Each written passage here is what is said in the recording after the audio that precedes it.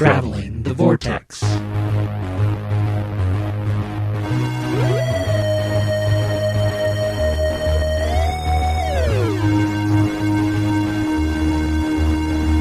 We've joined the Doctor as he travels the Vortex and landed at episode number 258, where death is Time Lord for Man Flu. I'm Keith.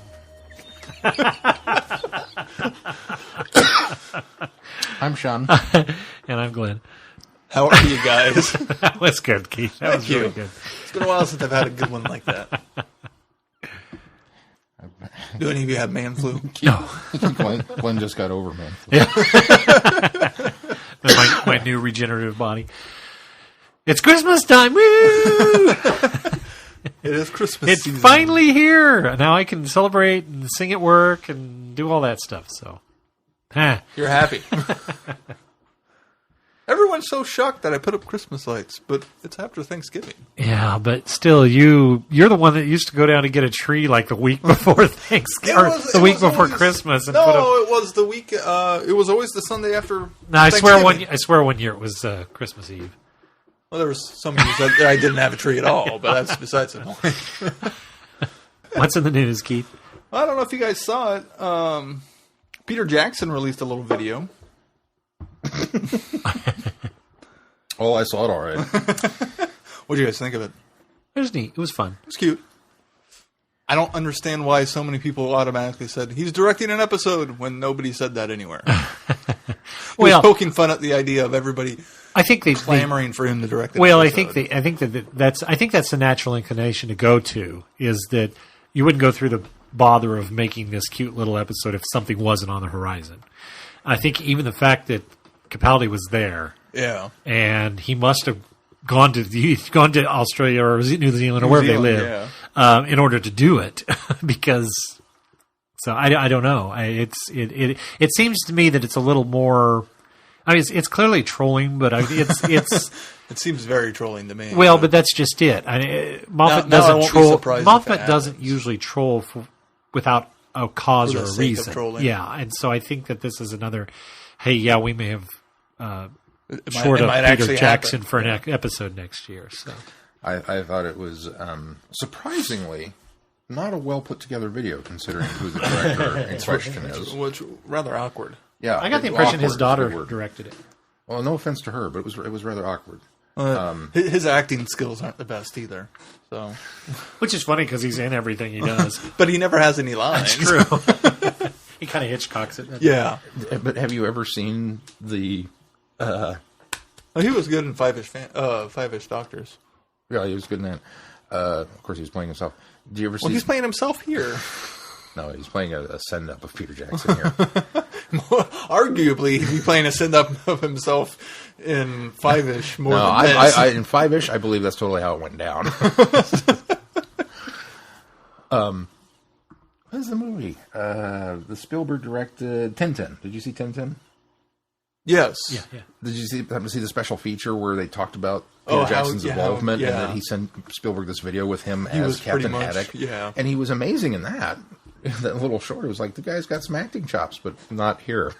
Not here. Apparently he just can't play himself, I think that's the problem. But, I kind of sat there watching it just with this kind of dumb grin on my face.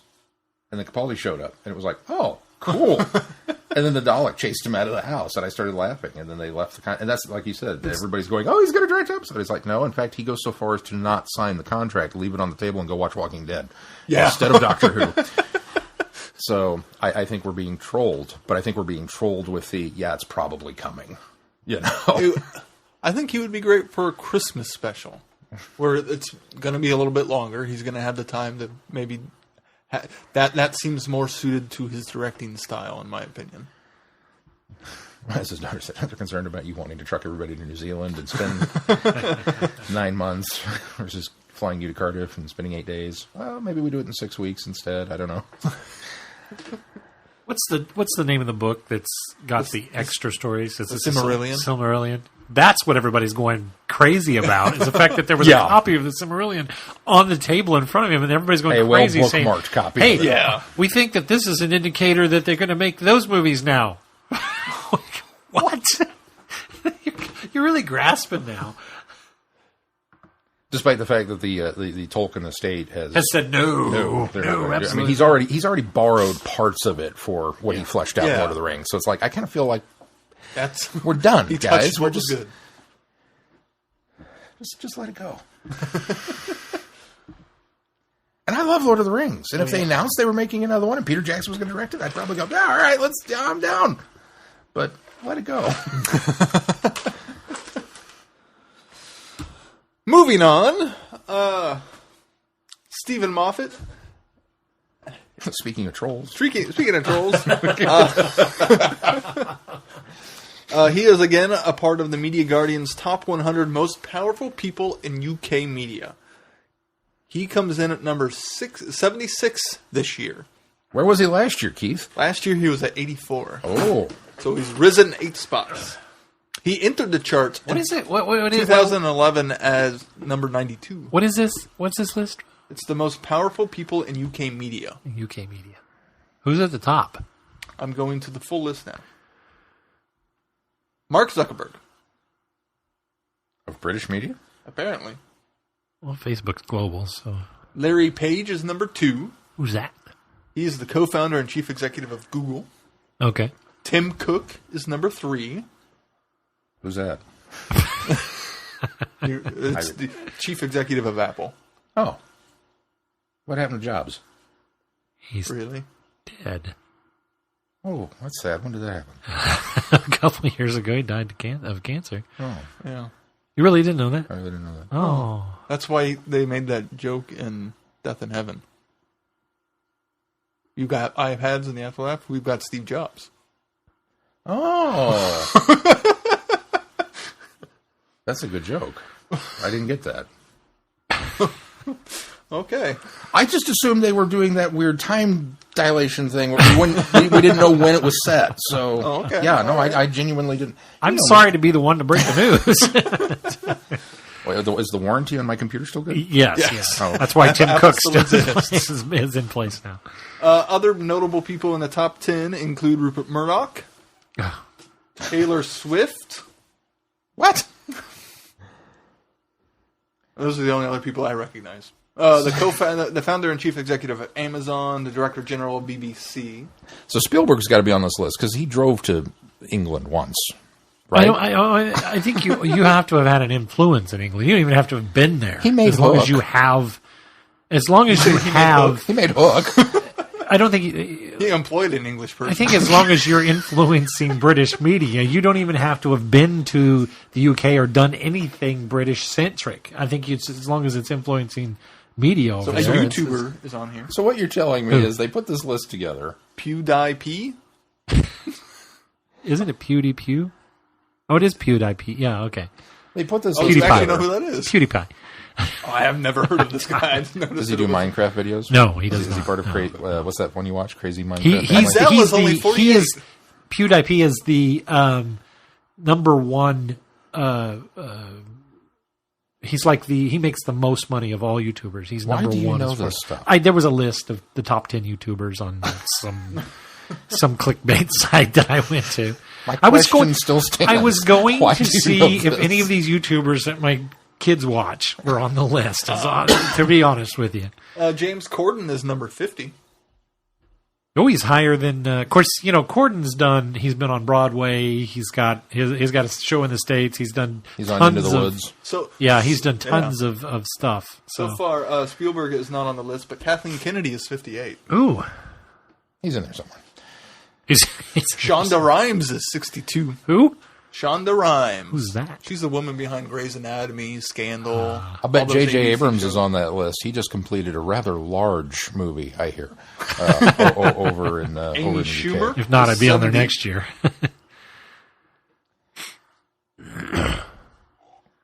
In the UK, a lot of America is transplant media. I mean, they have as much influence. Hollywood and the internet and all that kind of stuff has as much of an influence on the UK as they do. Caitlyn Jenner is 96. I would be more interested, quite honestly, in getting the reverse list and finding how many British people are on the top 100 media influences in the U.S. Yeah, that would be interesting. Just from the standpoint Rupert of... Murdoch's probably on that one, too. I'm sure he is. Although he's Australian, isn't he? He's not actually British. Do they still claim him?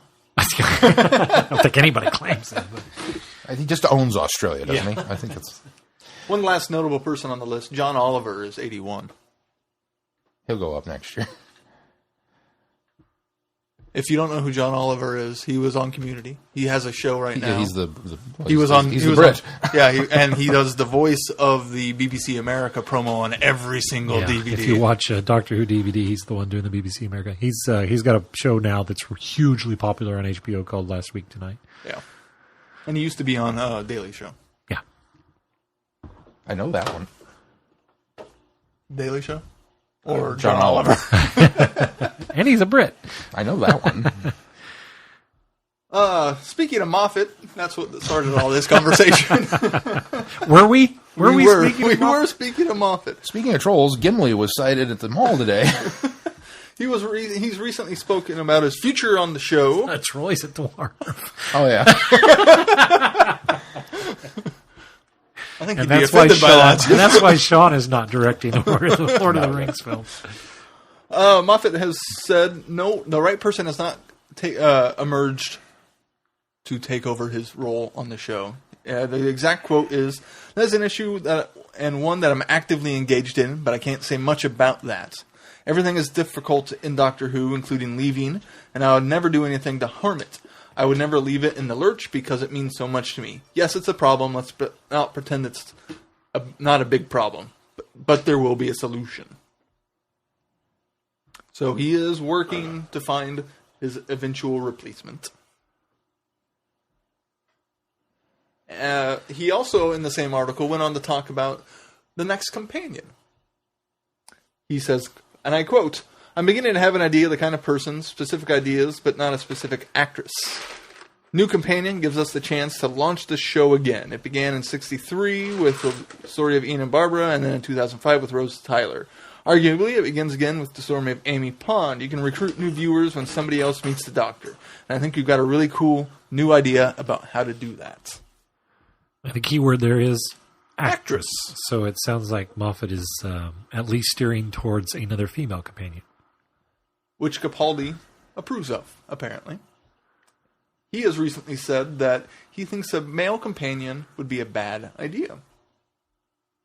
He told the Radio Times, "I'm beginning to have the idea of the kind of person..." Oh, wait. That was the same exact quote. Where was the other quote? That was Moffat. That was the Moffat quote. He says, "I don't want a bloke." He Yeah. literally says bloke. "With the best will in the world, I don't want a bloke. Because I'm frightened they will give him all the action and I'll be standing around spouting scientific gobbledygook. Oh, Peter, it's not up to chasing those Zygons down the corridor. Let the chap do it. That would be awful. I want to chase the Zygons." It's pretty clear he doesn't want to veer too far into the old codger territory. "I'd like a bit of John Pertwee karate, a bit of Venusian Aikido," he laughed. I'm still wondering why we haven't gotten that. I'm okay with his justification on that. Yeah.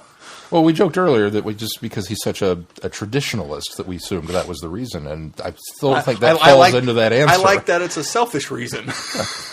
Well, it's a selfish reason from a traditionalist standpoint that, we've got this Doctor, let's bring on Ian so that we have the man of action. And he's like, no. I'm the man of action. Interestingly enough, though, when you think back, though, I think Jamie and the Doctor shared equal time as far as action, and I think Turlough and the Fifth Doctor shared as much equal time as far as action goes as well. So I think it can be argued the other way, but I honestly think Capaldi was kind of having a little bit of fun with it. I think it wasn't maybe. I think there was some sincerity there, but I think it wasn't in complete sincerity. So. He does say he wouldn't mind a working class character.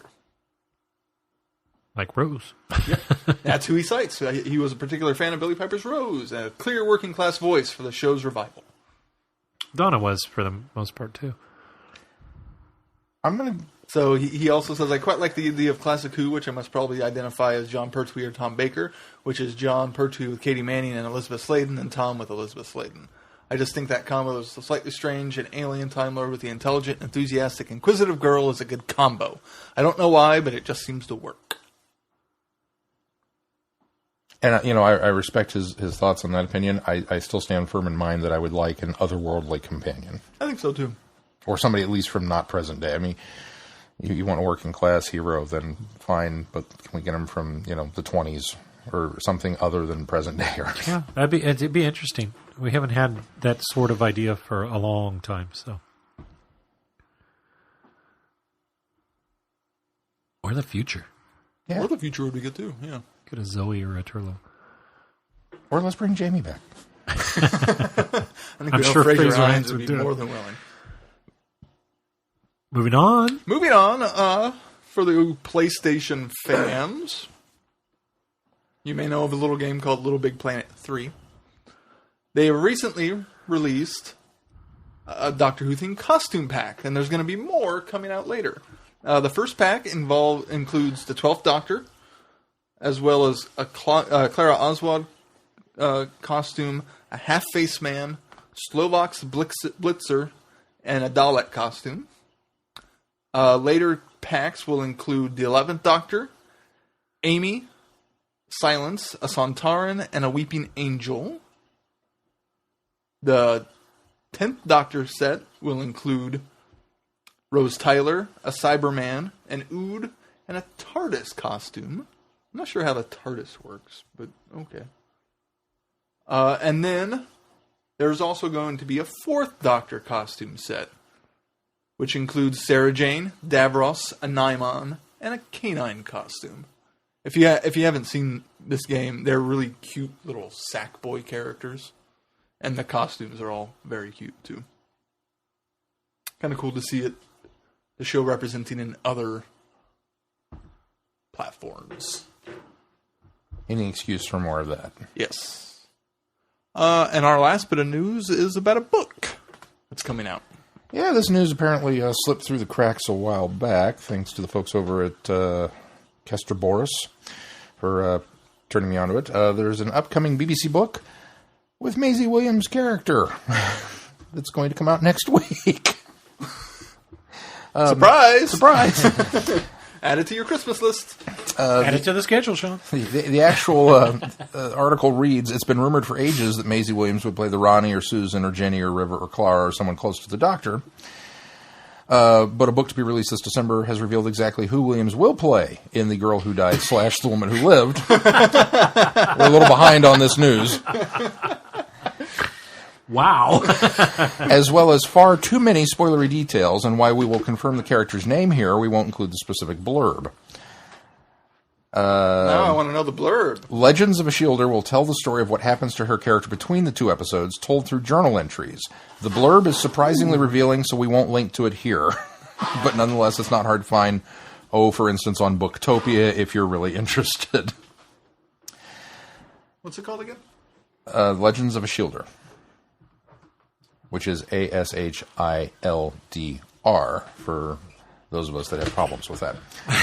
But scheduled to be released 10 December, just in time for Christmas. Ooh, and it's written by Justin Richards. Written by Justin Richards. Ooh, he's one of my favorites.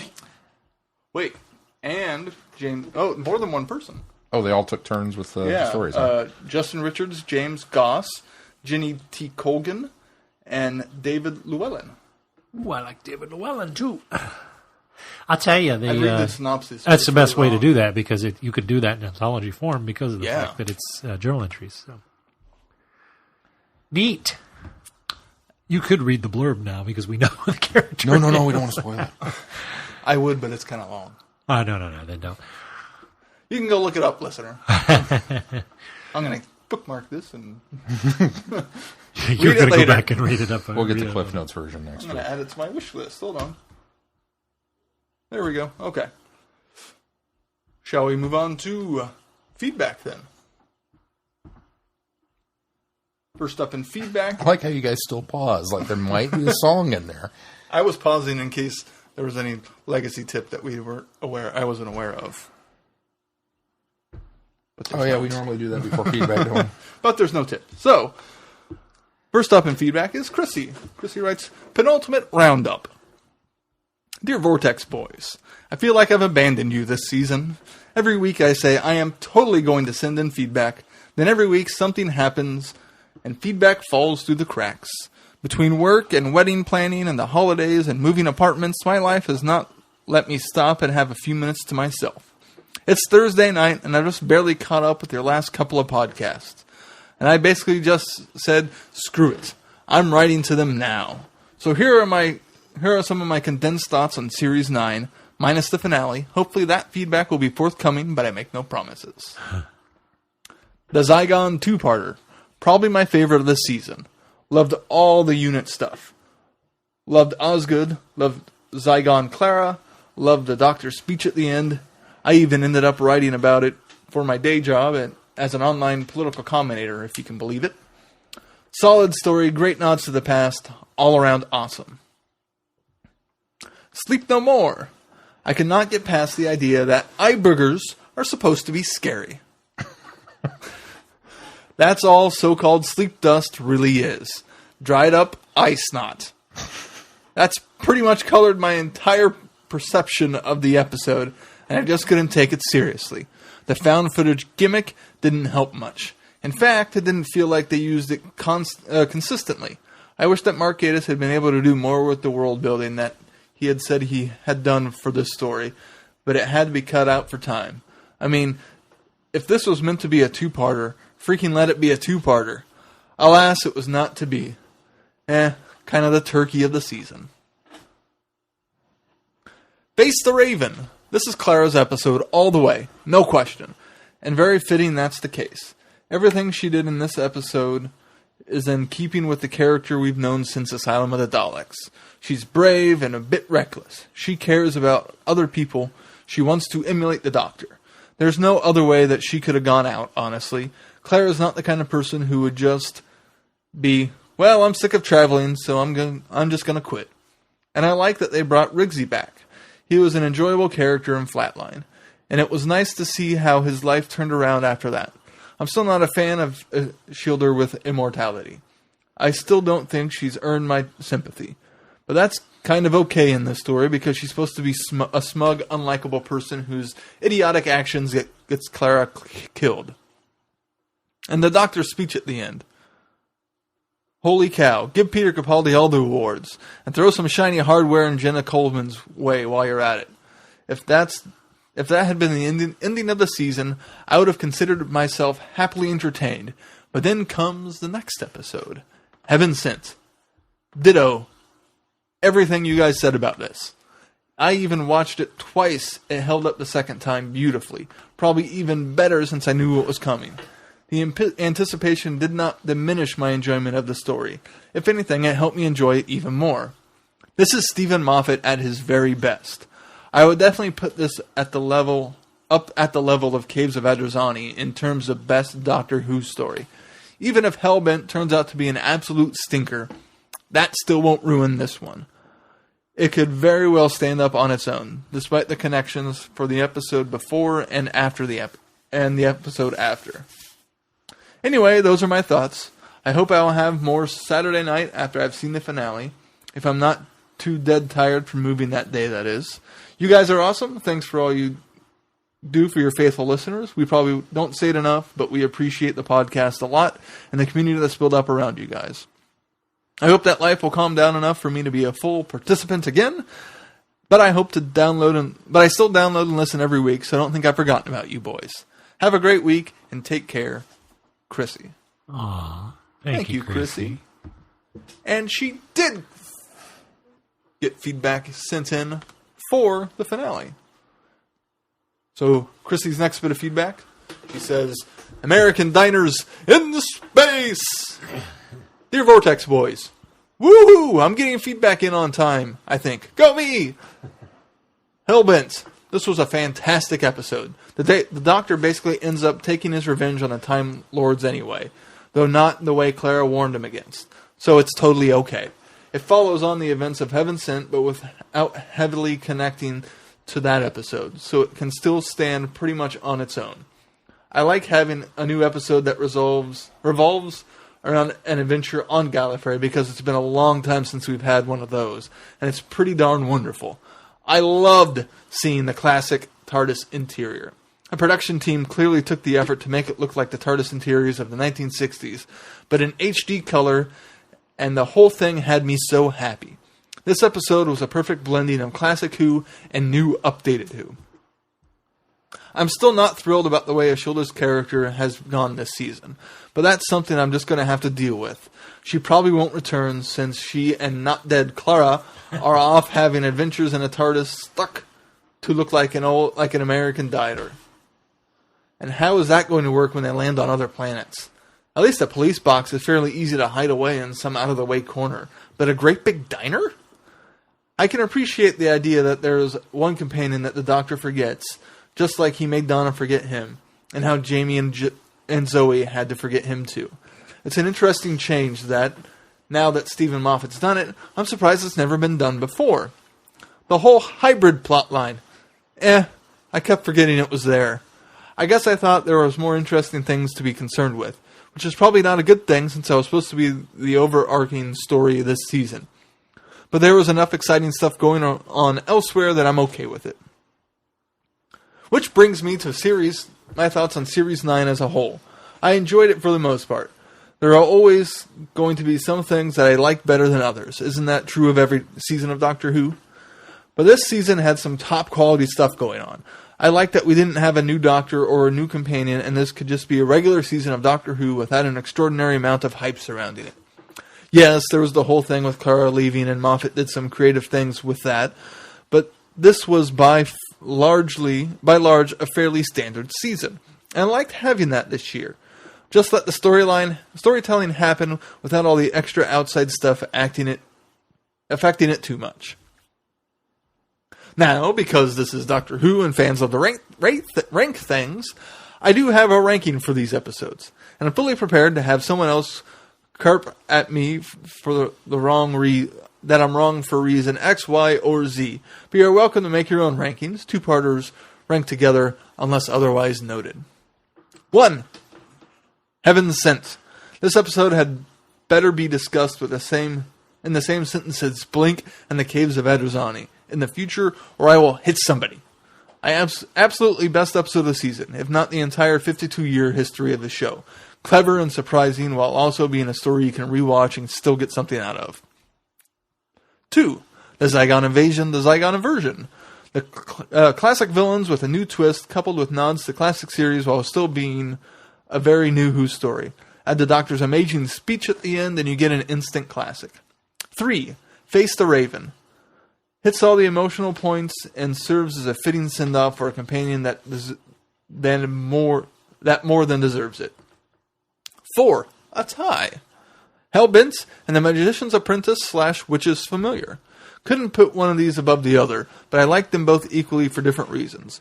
Premieres and finales serve similar functions, and these stories did their job beautifully. 5. The Girl Who Died.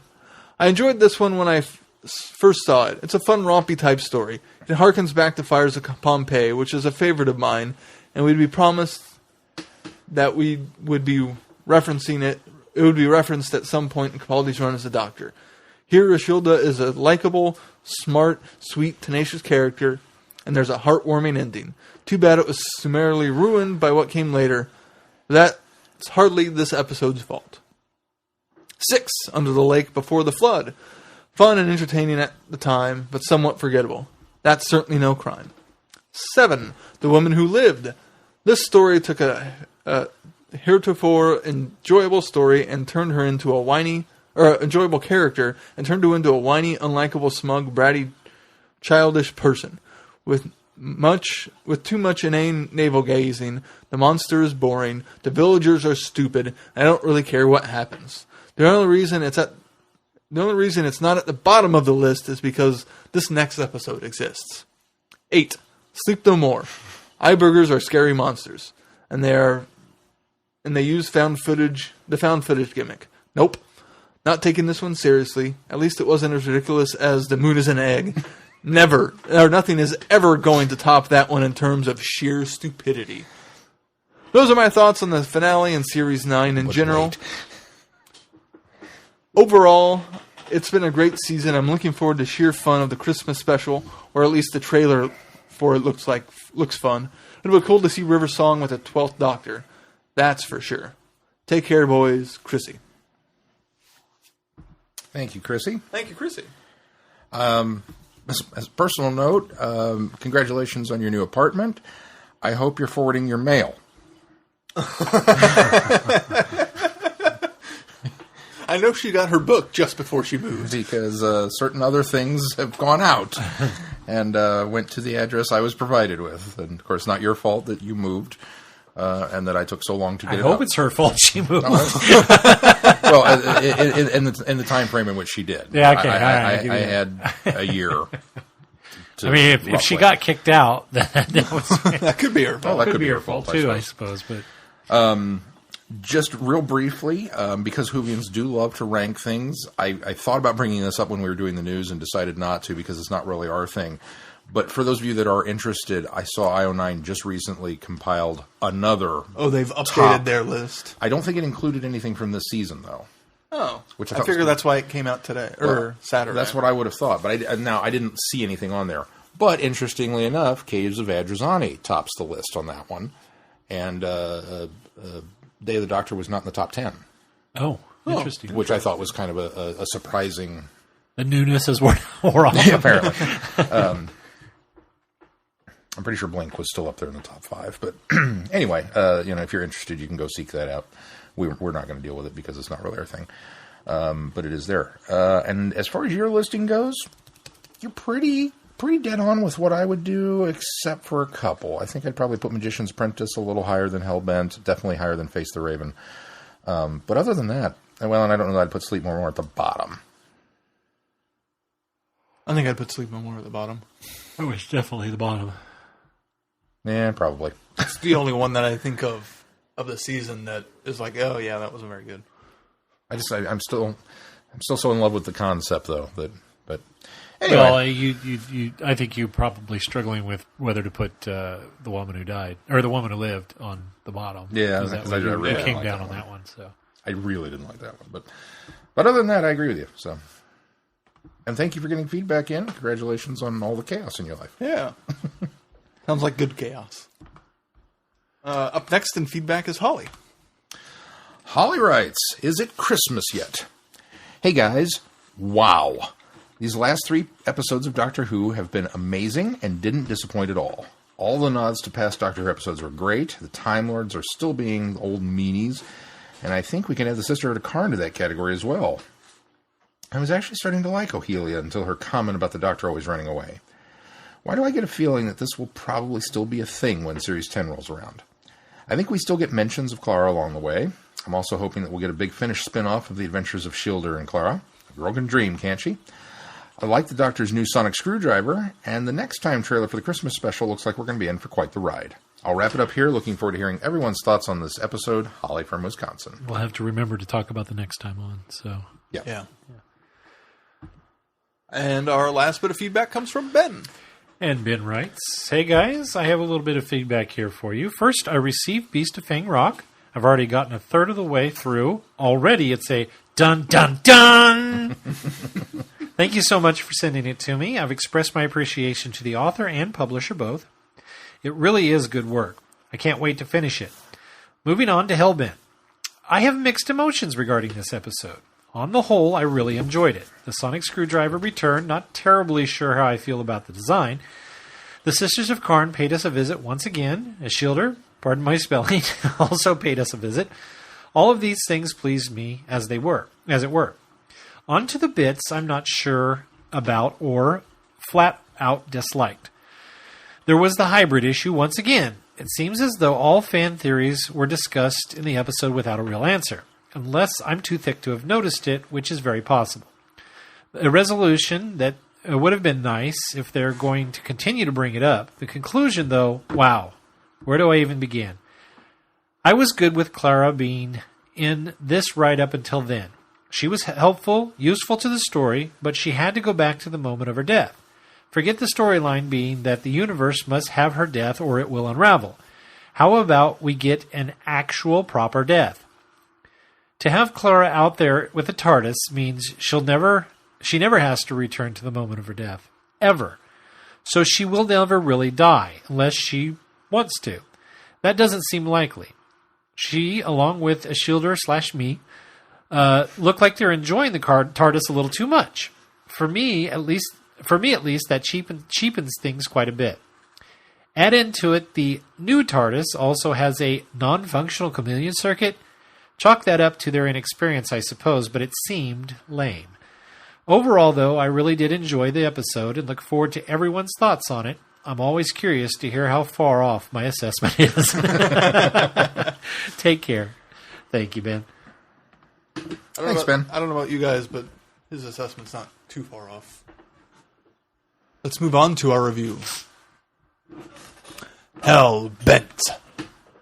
If you took everything from him, betrayed him, trapped him, and broke both his hearts, how far might the Doctor go?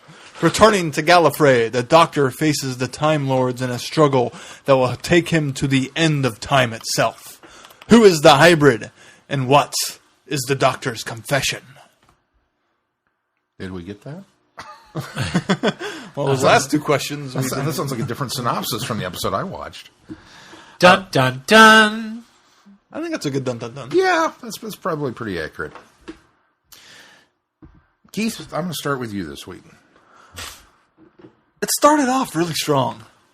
I was okay with the Doctor showing up and doing the backstory to what I assumed was a Splinter version of Clara. And then...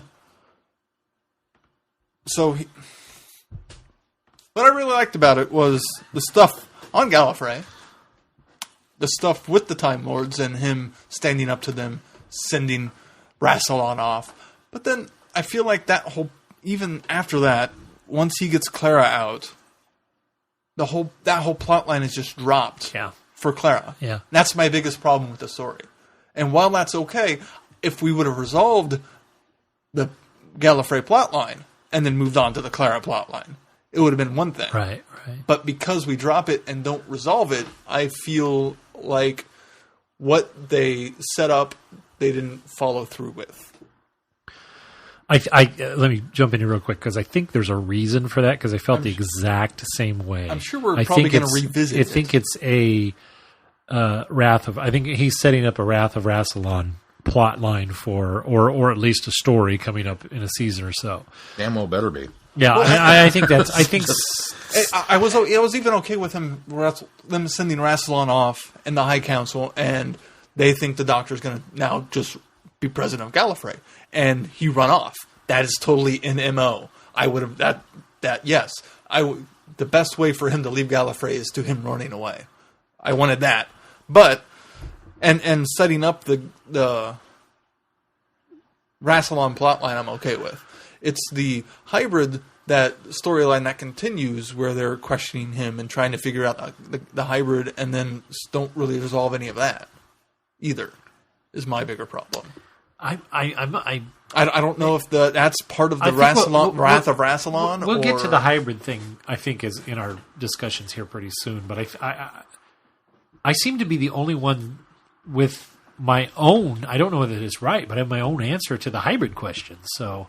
And there's still issues. I mean, there's still maybe a few holes in my understanding of what the hybrid was, but everybody seems to think that was left hanging, and I completely disagree. I think that they did answer that question, but I agree in your disagreement. I think it's wrapped up as much as it's going to be. Yeah. Back to your but I guess point, though. We got the answer, but the Time Lords seeking of the answer wasn't resolved. That I agree with as well. Okay, I see what you're saying. We get three different options for what you want to believe the hybrid is. But the whole setup for why they put the mark on Rigsy to get him, the Doctor, to his confession dial, to get him to Gallifrey. See, but what I gather from that is for the same reason that they leave things like, for 50 years, the fact that he ran away from Gallifrey, what was he running away from? For the same reason that we had that, I think the idea that, hey, the Time Lords just aren't meant to know. I mean, I was fine with that. I was fine with the fact that they were so obsessed with getting that answer once they realized that he has that answer. I think that I'm fine with the fact that he didn't give it to him. Why won't they continue? The problem that I think they will continue to pursue it. I think that will go along with a Rassilon story as well. But I think the problem that I have with that idea is I don't understand why suddenly they have figured out that he knows who the hybrid is. That's my problem with it. Yeah. Because I've never gotten the impression, and they never retroactively fixed it for me in this episode, that they've been trying to get him back. They've been trying to get him to answer that question for all the time that we've known, because that can't be true, because they have engaged him several times without asking that question or pursuing that. So at some point in the recent past, they have figured out that he knows the answer. And I would have liked to have found out that Davros tipped them off, or that he knew, or something. How did they find out? That I think was left out of this, and I think that was the big chunk that I think would have fixed maybe your problem with, because I'm fine that they still don't know. I'm fine that he still. I mean, the brilliance of the story is the idea that he comes through. He gets there the long way around, which I love that they keep going to that, because that goes all the way back to the day of the Doctor, where at the very end he says, the long way around. Yeah. But I like that. The weird thing about that for me is, or the brilliance of it. Not the weird thing. The brilliance of it is the fact that we get into this whole complex. Okay, the Time Lords are trying. They really want this question answered, and so the Doctor seems very pursuant on doing something, and they keep watching him. Okay, what's he doing? Figure out what he's doing, and he's very pursuant on. And there's this whole mystery of him going into the sub basement, I'll call it, because it wasn't necessarily in the Matrix, but I get the impression it was the level above. Yeah, Matrix, I get the impression it was It was for all intents and purposes looking like he was going to actually go into the Matrix to get to because his guise is that he's going to do something to fix Clara's situation, to keep her alive.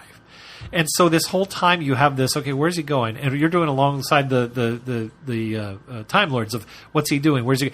And I really thought that the answer was in the Matrix, and that's why we were in this kind of gray area with what they call them, cloister wraiths. This cloister wraiths. And so they had and they're like the defense system. I love the analogy that they're a firewall and all this kind of stuff.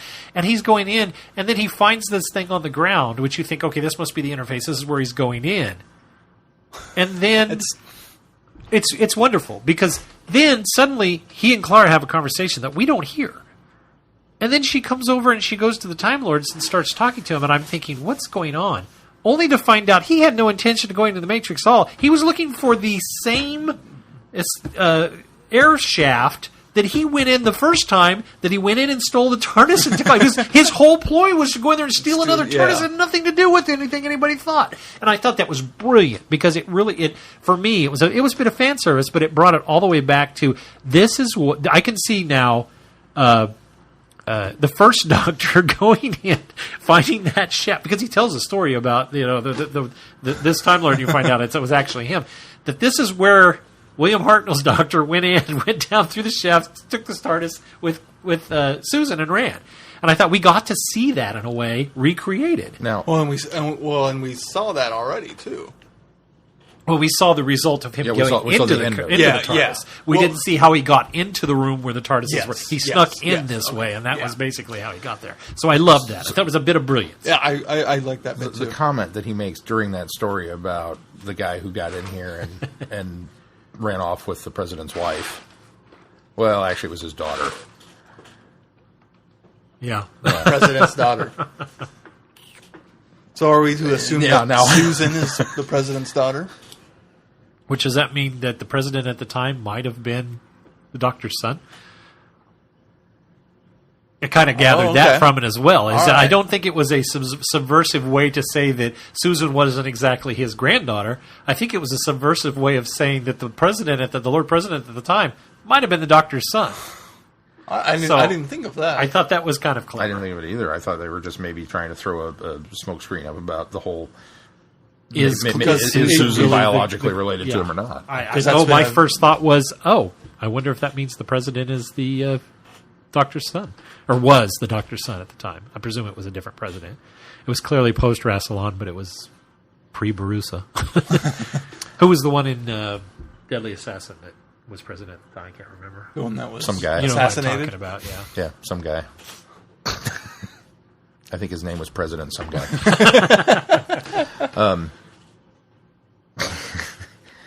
Yeah, and I also liked the comment that he made about he went insane shortly afterwards. He went mad. He was never quite right in the head since then. Yeah. Oh, I like the fact that he used the word mad too. Mad. I wasn't very likable back then. Rude. Another moment I thought was when he shoots the commander, and which I think number one was a little. It was a little rough at first because it's very cold-hearted that he's shooting him, but ultimately they kind of explain it away that well, come on, he's going to regenerate. And the nice thing is, what was the comment? It's man flu. Man flu. Did you guys watch it a second time or just once? I've only watched it once. I intended to go back and watch it a second time, and I noticed before he shoots him, he says, "What number are you on?"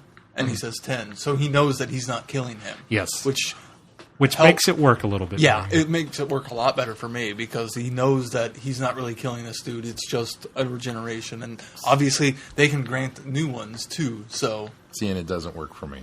It doesn't. No. It's almost like the guy knew he was going to shoot him too, and was okay with it. He does seem to not. He does seem to kind of resign himself to it. Not so much being okay with it, but a little bit of, okay, I see what you're doing here. Go ahead. I mean, it was more of a. That's the problem. I didn't like being led down to. I felt like I was shoehorned into being okay with it too, and I don't know that I was. And I think I understand what they were going for. The larger plot is so the Doctor returns to Gallifrey, and we get the whole bit at the open with him ignoring everybody until Rassilon comes out, which is great. That's fantastic. love the entire open. But then maybe it's the fault of the actor because he's not Timothy Dalton. Rassilon, they've pulled his teeth. Rassilon was not imposing. He was not scary. He was very inept, very ineffective. He was like the gauntlet was different. Too. Yeah, I'm glad you're bringing that up because that was one of my issues. He looked like one of the presidents of old who kind of was befuddled and sitting around going, well, I don't know, maybe we should do something about that. You've got the damn glove, but you're ordering the firing squad to shoot him? When Rassilon would do that. Rassilon would just and get rid of it and then say, look how awesome I am. I killed the war hero of the Time War. Yeah. Especially coming off the heels of End of Time and seeing how he's not holding back using the gauntlet. Now, admittedly, although maybe our perceptions were colored a little bit because we just came off of that. But let me interject here something that sort of fixed that for me because I kind of thought the same thing as I thought he needed to have a little more teeth, a little more gruff. The thing that fixed it for me is the difference between the End of Time and the this one. Yeah, this one. Whatever this was. Hellbent. Is all of the Time Lords and the High Council are on the side of Rassilon at that point. We're in desperation, and the Doctor to them is going to do something that they don't agree with. The Doctor is not a war hero yet. The Doctor, they think that this is the destruction. So suddenly the Doctor in their mind is as bad as the Daleks. He's the enemy. So they are blindly following Rassilon at that point. They are anything Rassilon does, he could have done. At this point in the story, they realize that the Doctor is the war hero at this point. Now, do I think Rassilon still was BS crazy enough in order to just zap him with the glove anyway? Yes, I think that should have been there. There should have been more of a drive. But I can understand the idea that Rassilon is struggling with the idea of he went from being Lord President, King of all, everybody is following me, come hell or high water, to everybody is reveling in the fact that the Doctor is now on a higher scale. It is on a higher pillar than Rassilon even now because he saved them. He saved the planet. He saved Gallifrey. He was the victor in the war and not the cause of the destruction. And so the idea of that is the whole lead up to Rassilon realizing that he has lost all of this power that he had at the point of End of Time. Now, yes, still I think Rassilon was just crazy enough that he probably would have done it anyway. But I almost feel like had he also realized that if he didn't temper himself a bit, everybody that was completely for the Doctor and against him would have turned on him had he killed the Doctor, had he done something in that moment. So I think he knew his hands were tied, which leads me to believe that that's a setup for a Moffat story later on that will involve Rassilon, and it will be Rassilon's vengeance. He's coming after the Doctor because now he has nothing to lose. At the point in this story, he realizes that he's fighting a losing battle, no matter what he does. So he's got to convince the peons that he's still in charge, and he still has to convince somebody to do the orders. And so that's why he goes through the chain and goes almost to the glove. But I think the glove is also the realization of, if I kill the Doctor, who everybody has now proven that they're not going to do it, that he is held in such high esteem, I'm in trouble here. And I don't have enough power to subdue a planet of followers. I guess I wish the actor would have portrayed that. That's where I think it falls down, is that I just don't think the actor put enough teeth in it. I agree with that. I don't think the actor didn't bring it full circle. I disagree 100%, though, based on every piece of lore that we've gotten about Rassilon throughout the 50-some-odd years of this show. Every Big Finish story, every nuance, every legend, everything we've heard about Rassilon, where he was regarded in such high esteem, and then all these dark tales that we got about him afterwards, and the mystery and the enigma that he was, and how powerful this guy might have actually been, and then to have Timothy Dalton come out and be not just Rassilon, but be Rassilon Reborn, Rassilon the Crazy, Rassilon who's leading the Time Lords into this great time war that he still sees as a way of winning, even when they're locked in this time lock and defenseless, knowing that the Doctor has the moment and all that's going to happen. And his grand plan is to end the universe as we know it, to bring about the end of time and ascend rather than lose. He is not walking off that planet and letting the Doctor have it. I don't care if he's regenerated and it's a new personality. Rassilon wouldn't do that. There's nothing you can do that's going to convince me of that. And that's part of the problem, is we got that premise in the setup and then didn't follow through with it. Now, I'm all for a Return of Rassilon, Vengeance of Rassilon, Wrath of Rassilon. Give me a great title and I'll be like, yeah, here it comes. But you didn't live up to the potential of the story that you set up.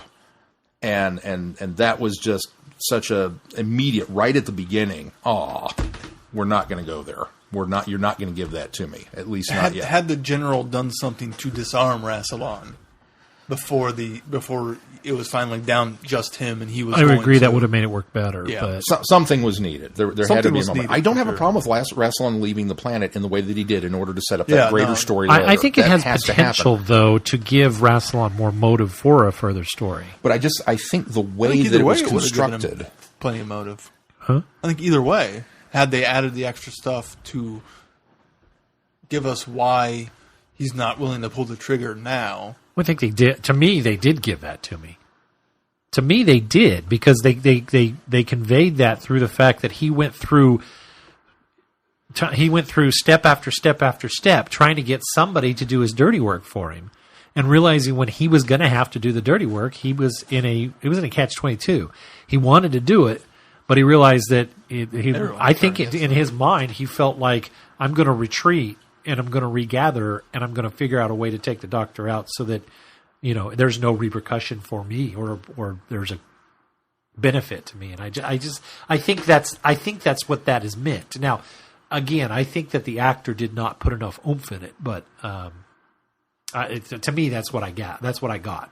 See, here's the other problem that I have with it, is that we built up this huge moment in the beginning with the Doctor dismissing the guards, dismissing the High Council, until Rassilon shows up. And that just elevated him up here even higher than we already were. And we know he's pissed. And we know he's going to get him. It's like, yeah, get off my planet. And it's this big, okay, yeah, cool. But then that kind of was the end of that. Yeah. The whole thing was a ruse on his part to get back to Clara. Now, I don't have a problem from the standpoint that this episode gives us, I think, a very satisfying resolution to Clara's arc this season. In fact, this episode fixes a lot of the problems I had with Face the Raven. I agree. See, I feel it kind of cheapens the fact that she got to this level of being the Doctor and made a mistake and died. I 100% agreed with Ashilda's statements to the Doctor at the end of the episode. It was sad, but it was beautiful. And we should not change what she did, or change who she is. And the fact that they brought her back and didn't leave, had they had brought her back and then put her back so that she does go back and die, I would have been okay with it. But the fact that she does live on, I have a problem with. Well, but she will go back and die. We don't know. I don't. No, she will. She will. She has to. It's a fixed point. There's nothing that can be changed. It would unravel time and space, and it's based on her. It's based on her speech to the Doctor that you realize she understands the gravity of it, and it ultimately is the reason why she flips the switch basically and changes it so that he would forget his memory, or he would forget her.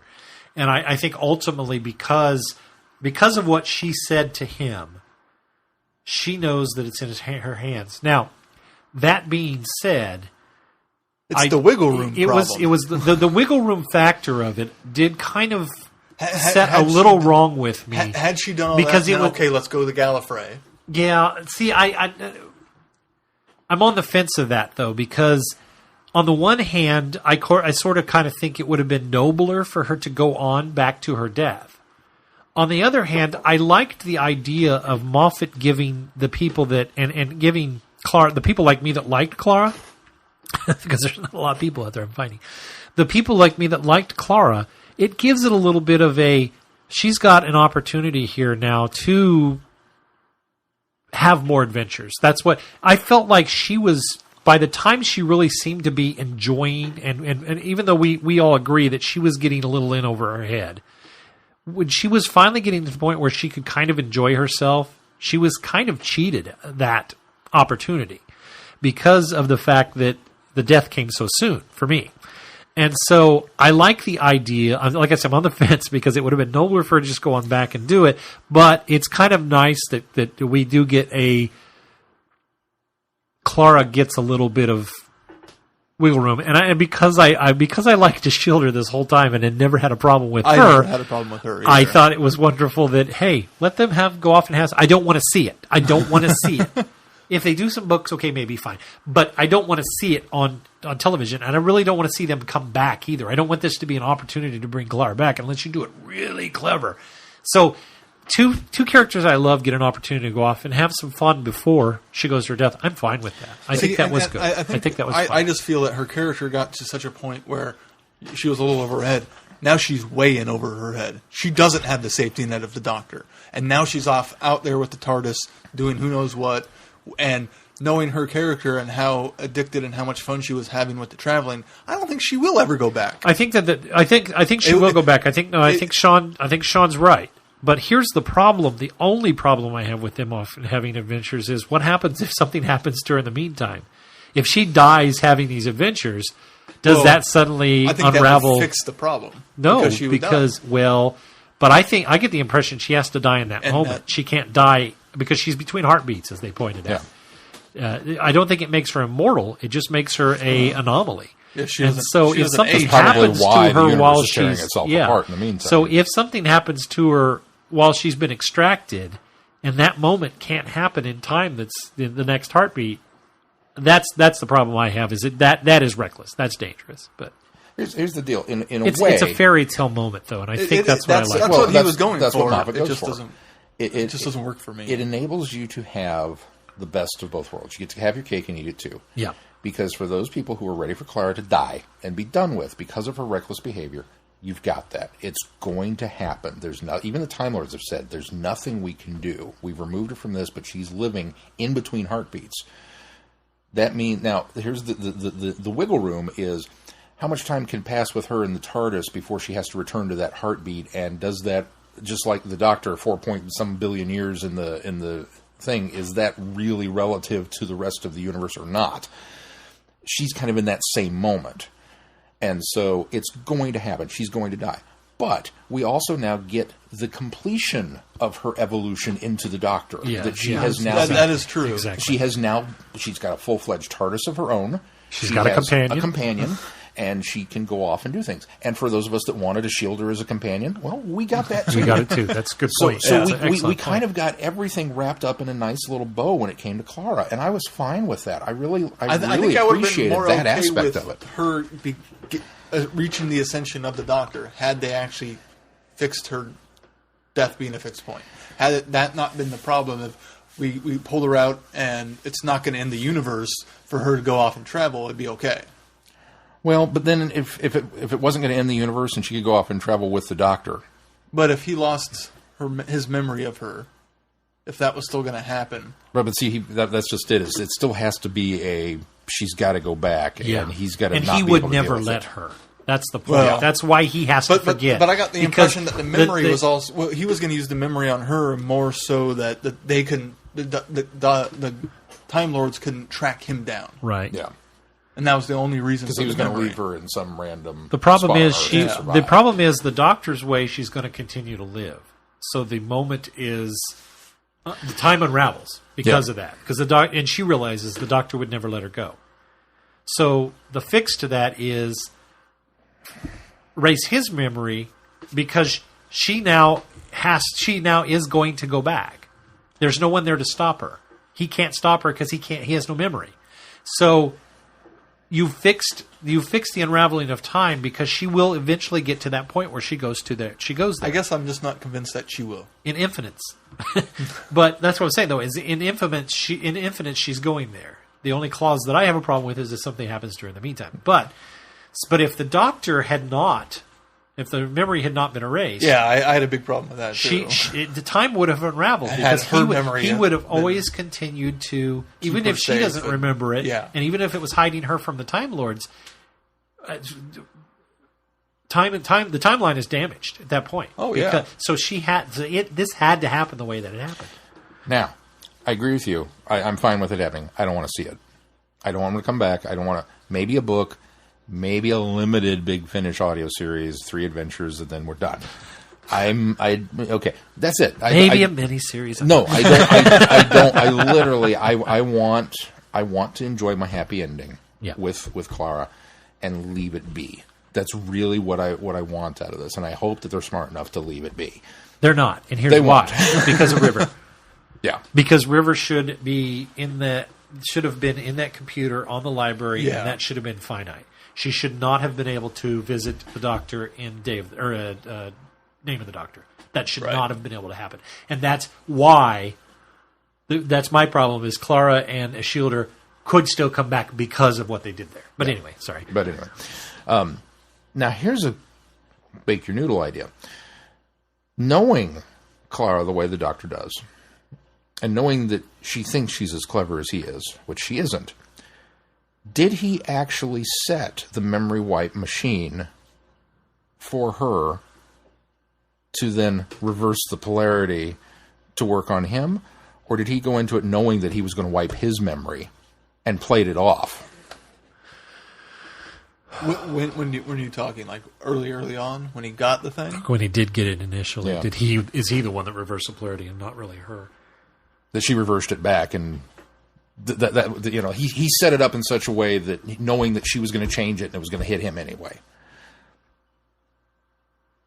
I don't know. That seems to overcomplicate. I see what you're doing. But I do think that overcomplicates it. I don't think it's necessary to think that way. Ultimately, I think he did it one way and she undid it, and he wasn't certain that she did, and so he was willing to flip that coin. Yeah.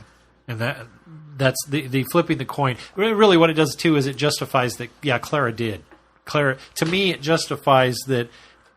In fact, it evolved Clara one more step for me because she did do it. She did figure out how to reverse the polarity. The Doctor didn't even have enough faith in the fact that she did. So he was willing to flip the coin.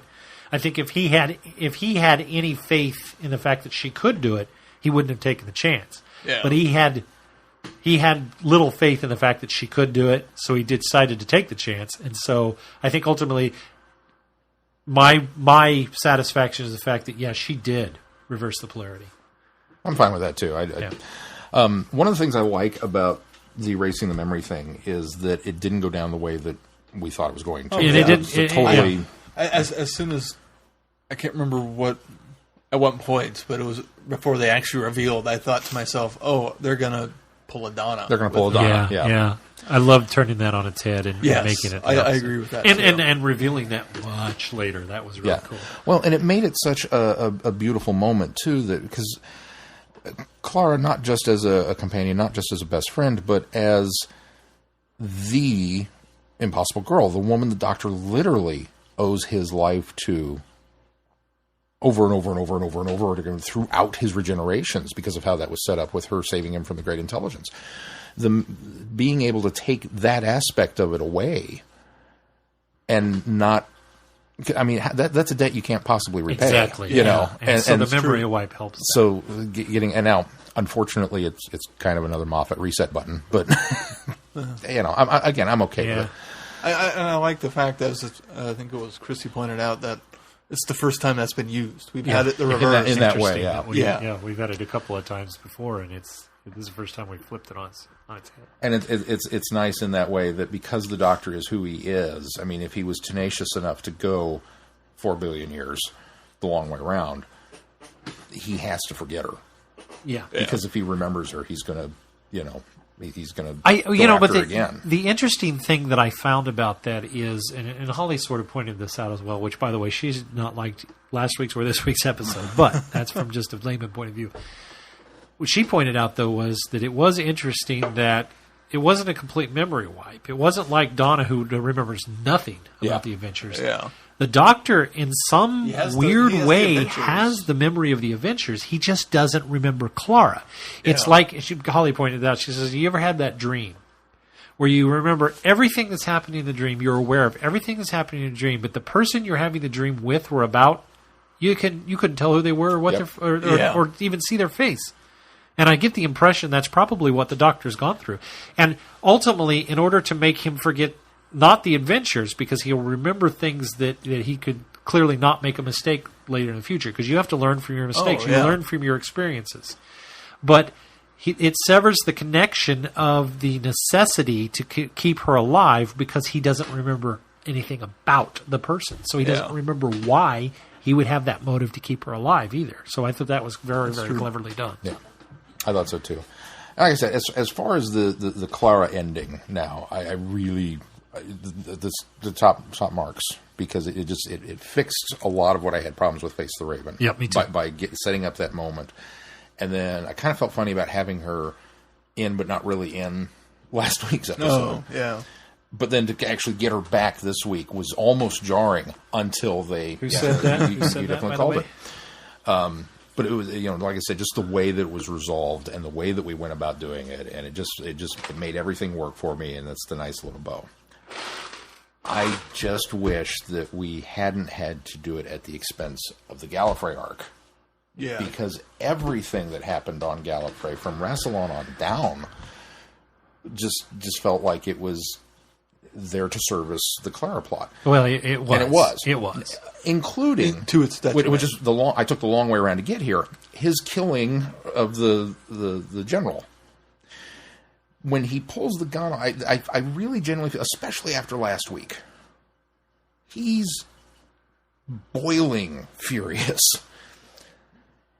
And I made the comment that I kind of don't want to see it, but I really do want to see it. I can't wait to see him do it. And I feel like his anger was misdirected. I feel like once we banished Rassilon, well, now I'm going to do this, I'm going to do this, I'm going to do this, and I'm even going to go so far as to shoot this guy. And it's like, this guy's not done anything to you. Now, I understand, I think the intent was to show this guy's kind of sort of a friend. Maybe not maybe not a friend, but he's a kindred spirit colleague, whatever you want to say. He's definitely not a full-out enemy. He's not an enemy. And the Doctor went so far as to shoot him. Now, yes, he verified his... But it goes a long way to show us the Doctor's desperation. Yes, and I think that's why it was done that way. And I think it was necessary. Yeah. I mean, all the way up to the conversation with Clara, because he even says, "What have I done?" I mean, he realizes I've gone a little Time Lord victorious here. I've broken every rule I've ever had.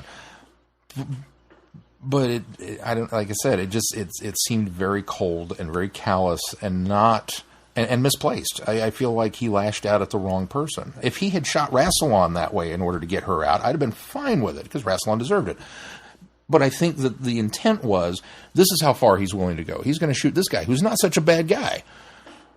Just to me, and I felt like I don't like being forced into that box. I think the other thing, though, it was also a vehicle for Moffet to make a point, which I'm good with, and I'm for the reasons you're saying, I don't like it. But for one of the reasons I think it was put there is, number one, not only does he regenerate as a woman, he regenerates as an African American woman, or we should simply say black, because in Britain it would be African Americans, but into an African woman. So I thought that was an interesting point that Moffet was subtly saying, that number one, not only have we said with Missy that Time Lords can switch. You see it. Yeah, here it is in your face. Here it is in your face. But not only that, but it's not a skin thing either. And I love that. It's not an ethnicity thing as far as casting actors. I love that Moffet was able to put in both of those points in one simple story, just by saying there's no bounds. We're not restricting ourselves to ethnicity or gender. And I love that. I thought that was a great... And I 100% agree, as long as getting that point in didn't come at the expense of that character. Did we only write the Doctor shooting him? Well, I think that's where I have a problem with it, because I think it potentially could have been at the expense of the character. If we had always planned on going this way, and then at the end of the day they went, hey, what'd be kind of cool is, what if we did this and we worked that in, and they went, yeah, okay, let's really hammer home that point. Then I'm okay with it. But if it was, what I'm going to do? I'm going to really nail down the point, and I'm going to prove to all these people to say the Doctor can't be a woman. Here, look, we just did it in front of you on screen. It's not just that I changed Missy off camera. It's that here you see the regeneration, and I'm going to do that on purpose. Well, how do we do that? I don't know. The Doctor shoots somebody. See, now you've done it. You've come at it from the wrong direction, and it doesn't work for me. Yeah. Now, why is that important? Because it's a behind-the-scenes issue? I don't know, but it is. It's tragically important to me, and I don't know why. But can we talk about some of the fan service that I think was wonderful? I'll tell you what this episode did probably first and foremost was it completely justified in-universe Season 6B. Because if we've got an extraction machine, we can pull the Doctor and Jamie out of a regeneration cycle and say, wait, we got some more adventures for you. The extraction machine, or whatever you want to call it, completely justified a Season 6B. Completely justified it. Terrence Dix already did that, but this in story did. Put it on camera. Hey, guess what? In continuity. Season 6B, continuity. The other thing that I liked was going all the way up to, with a very firm tongue planted in cheek, wink, wink, nudge, nudge. Oh, this is who I think the hybrid is. Well, you spend so much time on Earth. Really? That's what you got? Without going... And so we went right up to that line. Off that I talked about last week. Right. We went right up to that line and didn't do it. And I did. I thought of Keith when he said that. But notice that it's still not a denial. No, it's not. It's still not a... but he's not committing one way or another. It's the same as Osgood. Yeah. It's the same. Why it's the same conversation.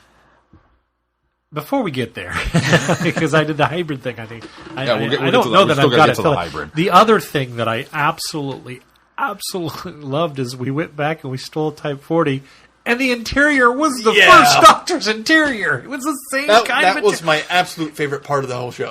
My face, I was grinning from ear to ear the entire time they were in that console room, almost unfocusing. And I have read a lot of things online where people were saying, well, it's obvious that's why we can't have that type of control room anymore. Because it just looks out of place. It didn't. No, I thought it went. They even updated it, making the roundels glow. This so works. See, I think they glowed, but we just saw them in black and white. So. I think we would know if lights was coming through them. Maybe I'm wrong.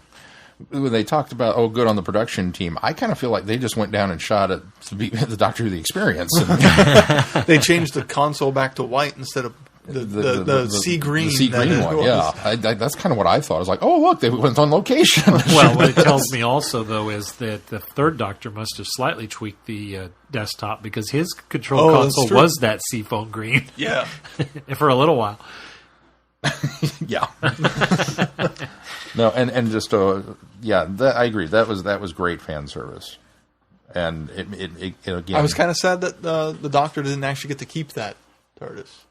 Thought he would have fixed the chameleon circuit to look like a police box and kept that. No, considering how much Peter was calling for that classic white look for this new TARDIS. I was kind of surprised that they didn't try to find a way to make it. That's fine, but the moment you change TARDISes, it's different. Yeah, because that's as much of the character of the Doctor as anything. It's not like going out and buying a new car. Okay, that's true. Even if he had broke the chameleon circuit as a police box exterior, I think that I would have felt like that's not the original police box. That's not the original TARDIS. That's not the Doctor's TARDIS. Well, then he needs to go and change the desktop interior and the actual TARDIS too. It's back to this. Yeah, I'd be fine with that. But the only way I'd be okay with it is if you did a story down the road in The Wrath of Rassilon that the TARDIS saves his life. Like the TARDIS literally jumps in front of the disintegration beam to save him and explodes.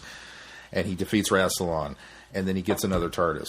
And he goes back and lands next to a police box in the 60s. And the new TARDIS takes its shape. And he looks out and he looks at that one and he looks at his. He goes back inside and gets that big rubber mallet and starts smashing the console and destroys the chameleon circuit. That might be okay.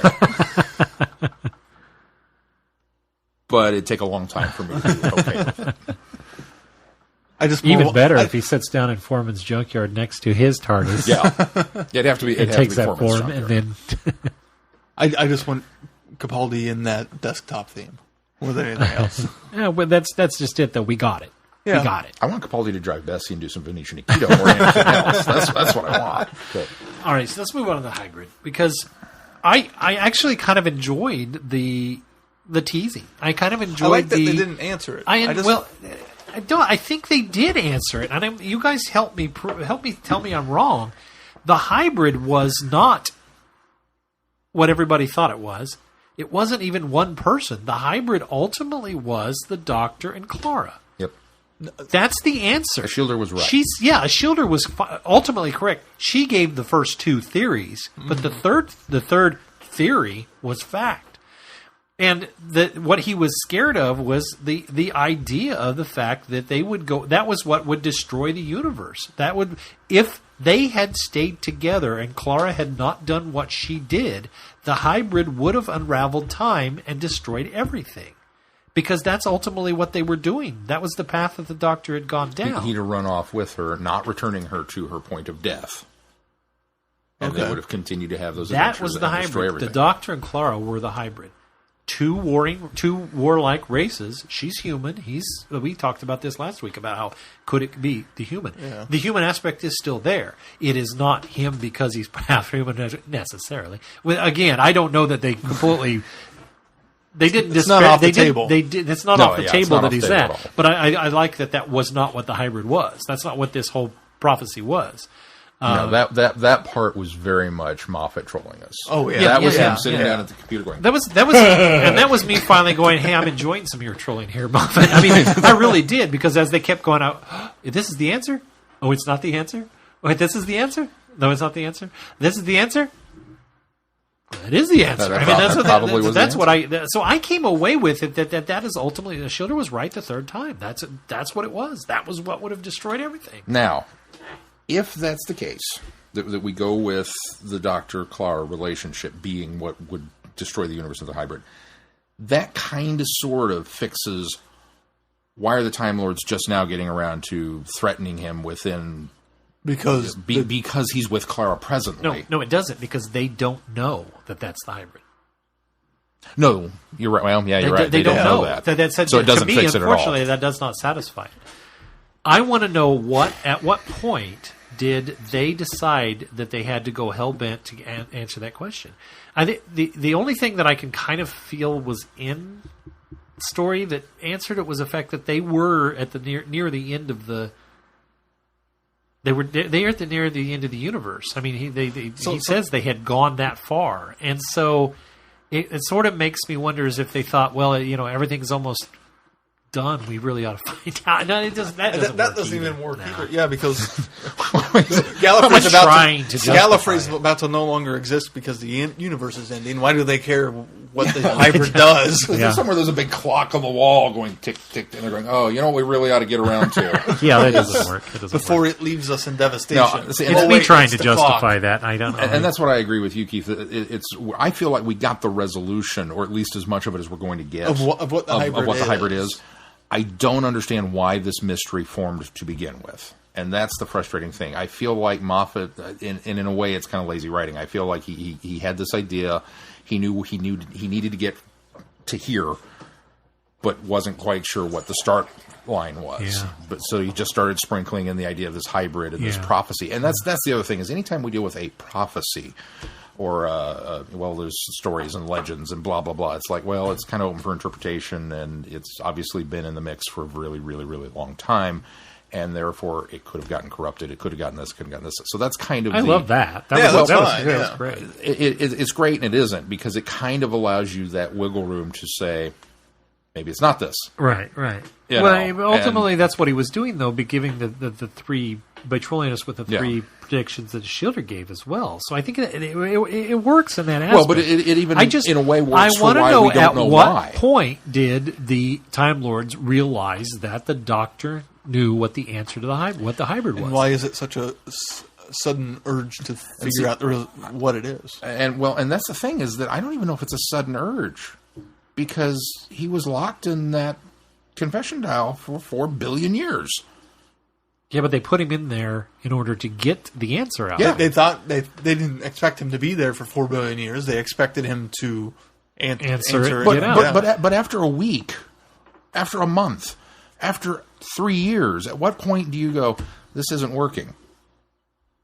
Well, but the only way they made the point, though, once you put him in there, now there's no way to get him out. They made the point that once you're in there, the only way out, although the Doctor proved there was another way, but the only way out was to give the confession. That was the only way out. So they knew that there was no way to get him out of there. So it's not like you're giving up on it and say, okay, get him out of there, we'll figure out something else. You couldn't do that. You had to wait. You had to wait until he gave his confession. Right. I don't know. It seems like for being something that they consider to be so very important to get that information, it seems a very slipshod way of doing it. You know, it just, I don't know. I feel like it's kind of the reverse of the Attack of the Clones mystery. Like, who ordered the clone army? Who did this? Who did this? And they set this great mystery, and then we don't get any answers at the end. I kind of feel like we got all the answers, but none of the questions in this one. So, I mean, Dooku set up the clone army. That's never revealed in the movie. Yeah, because that's Obi-Wan finds the documents in the library, but that's who went. Nope. No, he only found that the planet was missing. And he only found the statue of Dooku, and they never. I guess that's true. It's implied, but they never answer that question. You have to go to the book to get 100%. Yeah, no, you're right, and I think that's where I'm getting that from. Now that you say that, I think the book gave me the answer. I think it was implied heavily enough, though. No, really. Well, I think it was implied heavily enough that that's the natural conclusion that everybody draws. Well, he says, because the Kaminoans tell him it's Jedi Master Sifo-Dyas, and he says, I thought he was killed 10 years ago, which is what we all jumped to the conclusion that it was Qui-Gon at one point, because he died 10 years ago. But they never come out and say that Dooku was the one who took Sifo-Dyas' identity and went and did it. That's true, but that was 10 years ago was when Dooku left the Order, too, though.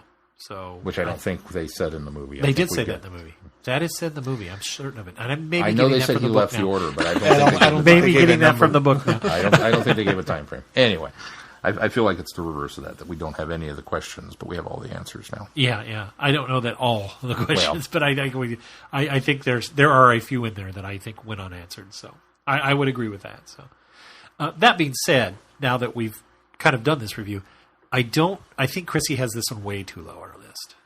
I think there's a lot that I would have put underneath this one. I thoroughly enjoyed the ride is absolutely wonderful. It's just when I stopped to think about it after the fact is when I had the problems.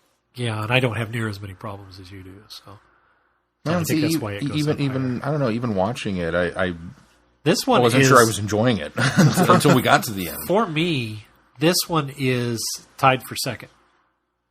I don't know if I could have that. Magician. Magician and what was the first one? Which is familiar. This is tied with those two. See, you kind of gave a lackluster dun-dun-dun for being tied for second of the season, I would think. Yeah, but I haven't given hardly any dun-dun-duns this whole season, and it's been a great season. Aside from last week. You know me, though. I hold back on the dun-dun-dun. Anyway, I give you a dun-dun-dun if I like it. But I hold back on it because there's only a few ones that really deserve the dun-dun-dun. I mean, the heavy dun-dun-dun. And last week's was that. But if I were to make a list, this is dun-dun-duns for everybody. Tied for 2. and fortunately, because of this one, Face of Raven came up a little bit for me. So now I realize that Moffat told, what's her name, you get to kill Clara, and you get to do it however you want. Because that's ultimately what he did. It doesn't matter. All you have to do is make sure that it's trapped by the Time Lords or trapped by somebody. Because I can explain it away later, and I can take that, whatever to the moment, however she died. Yeah. All I have to do is say she's got to go back to that point. So, kudos, Moffat. You gave free rein to a writer to do what she wanted, and still worked with that. I love that. That was great. I have one other really small niggle that bothers me, and it probably wouldn't had they not brought it up in the story, and that's the jacket. So he was in his confession dial in his velvet jacket, so where did he get the black one and the vest? He changed it when he went to the barn. He had it before then. They were walking. Did he have it when he came out of the? He was walking with the vest on and the jacket over the shoulder. And I thought that was the velvet one because he makes it a point when he goes into the barn. And you see him put the jacket on, and he's doing this. It's not the same jacket that he came in with. I guess I just couldn't tell that the one he was carrying was the velvet. I think the one he was carrying was definitely the velvet. jacket. Then that fixes it for me. I just couldn't tell that from. I don't know why that jacket should just lay there in the barn. Holly kept going, who's this random barn? What's this random barn out here? We've seen that barn before, Holly. What do you mean? There's just some barn out here. We've seen it twice before. The barn. It was the day of the doctor. It was where they were having the whole moment conversation. And I said, and then we saw it and listened because when we had the flashback with Clara, and she was like, okay, I guess it didn't make that much of an impact. What are you talking about? Of course, she's also not a huge movie. And so we all glamored onto that because we were like, and it also explained that the barn is actually on Gallifrey because a lot of people speculated that barn wasn't necessarily on Gallifrey. Yeah. So he would have gone up with it. Yeah. Assuming the moment doesn't wouldn't a bubble of protection around the I suppose they will too. Well, then how did he get out of it? Oh, no. Okay. Well, we now know how he never set it off. Just me. I didn't get to join in for Listen on Halloween when we did it for Friday, or just before Halloween for Friday Night Who. Is it specifically... Did we all just go, wow, that kind of looks like the barn? It's specifically the barn. Because now we see... In this one, we saw the loft. Well, that was the first time when he walked in and turned, and we saw that upper level in this, I went... It's the same thing, and I don't know why. Yeah, no. And then I had to stop and think. Did I realize that before? I think there was even a cutaway to the War Doctor walking up to that. Yeah, in Listen, right, to say that that's the same. Okay, so I must have just forgot that. Yeah, because it was very much. And once again, kudos to Rachel Talle because the broken glass in the mirror and with him getting all of the compositions of the shots in this was so well directed. Which is something that I appreciated for those moments. One thing I really did like about the story is the fact that they didn't belabor how Gallifrey is back. Kind of like they didn't do that with Scarrow. It just I put him in a bubble. They figured out how to get out. That's all we need. Yeah, I put it. I like it. I put it in a bubble and they figured out how to get out. And I thought, why am I fine with that? Because I've been saying it for 4 years. Why am I fine? Maybe that is why I'm fine. That's why you're fine. You've been saying, it's all right, they got out. It's like a bubble. I'm pretty sure. Put them in a bubble. They got out. Somebody go do the research for me. Let me know what episode I said that in. It's like a bubble. Although I should probably have more issues with it, Karn there? Considering the crack is the whole reason behind the crack was they were trying to get through. But whatever. But then they did, obviously. Yeah. We just don't see how it happens. We just didn't see how it happens. And I'm fine with not seeing how it happens. What do we think about Ophelia, whatever her name is, kind of being...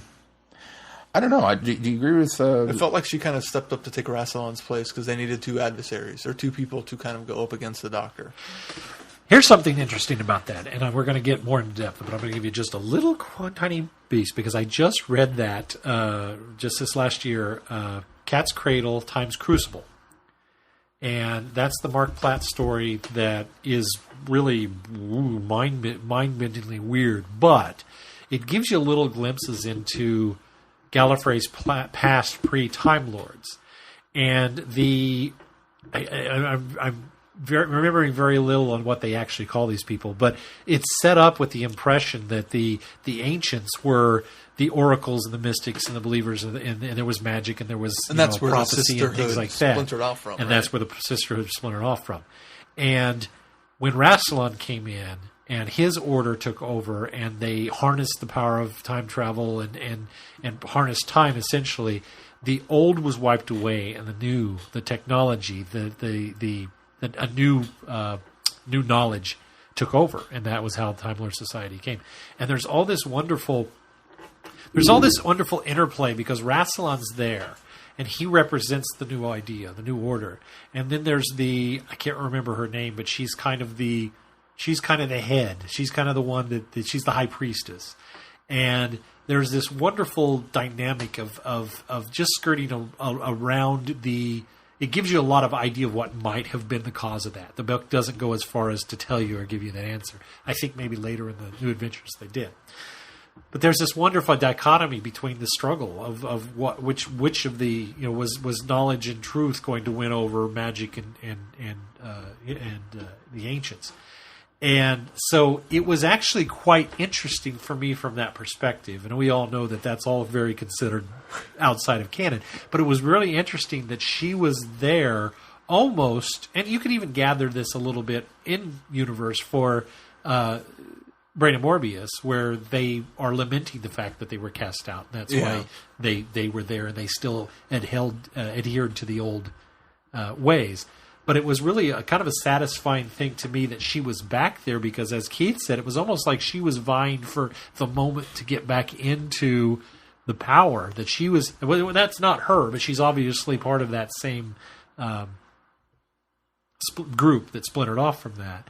And so it was actually a little bit satisfying to see her there, almost as though she was setting up, which also made me wonder if Moffat is a fan of some of this stuff that was sort of set up both in Brain and Morbius with that idea that the Time Lords weren't the original inhabitants of Gallifrey, that they were there was this ancient times, and some of the stuff that he was reading back when he was reading the New Adventures that were delving with a lot more of ancient history, Gallifrey's ancient history, that he's almost setting this up as when the Doctor left, there might be a power struggle going on Gallifrey, and the Sisterhood having a stake in that. We might see something with that incorporated with the Rassilon story. Maybe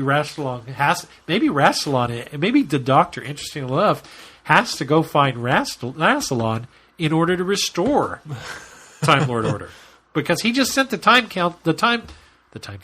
Council and Rassilon off planet, and has basically in a coup-like structure, which could unravel the political structure of Gallifrey as we know it. And it would be interesting to see if we address that later along with the Rassilon story. See, because I kind of got the impression that Ohelia was not necessarily... I didn't look at her necessarily as another villain. No, I don't think they're trying to do that, but I think I'm overthinking the idea that she's now there. Let's run with this. Well, part of me thought that she was there just she's been doing a lot of manipulating in the Doctor's life. We seem to be for the good. Yeah. Yeah. Part of me thought that she showed up just for the sake of poking Rassilon with a stick. Well, that's how it feels at the beginning. But then it's in the undergallery, or whatever we want to call the area above the Matrix, is when it starts to get questionable of her motives. Well, because she is as interested as anybody else what this hybrid prophecy really means. Yeah. And I wonder if she has more than just a personal stake. Is it the political ramifications of can the Sisterhood step back into the power vacuum left by Rassilon being kicked out? Has she already identified that as aha, and that's why there's a flip? Is it because, but she's not necessarily actively chasing the Doctor down with a gun like some of the other people seem to be doing there, but she's she's not necessarily an ally at that point. So it was kind of cool to see how the alliances shifted. It was neat. It was really neat. And I agree. I wonder where we're going with that. It might be world building because Rassilon brought her back for specifically the Day of the Doctors, where we first see her, right? Or not Day of the Doctor, Night of the Doctor. Night of the Doctor, right? Yeah. And not Rassilon, Moffet. Moffet. Moffet. Did I say Rassilon brought her back? Well, Moffet and Rassilon, sometimes they have some equal qualities. But I wonder if Moffat brought her in because, the Doctor really was beyond regenerative death. He was dying, and they sustained. If it wasn't for the sisterhood, oh yeah, that's true. And so you could almost say that she was putting the pieces for what we just saw this last week in place at that point. Because if she hadn't done what she did, if she hadn't created the War Doctor hadn't gone through and destroyed Gallifrey. Oh, but wait, didn't really destroy Gallifrey, put him off into... This may be a long game for her, a really long game for her, which I think could be interesting if Moffat's got some ideas for Series 10. So. Yeah. What I think is, and I haven't seen anybody really touch on it with all of the. You've got the camp talking about the fan service, and the camp talking about the Clara, and the camp talking about the. Nobody's really bringing up Missy, and the fact that when a Shielder is talking, or me is talking to the Doctor about. You can say Lady Me if Lady Me. Helps. At the end of time, and saying, the idea of the hybrid and blah blah blah, and who brought you together? Who was the one that instigated that? Yeah.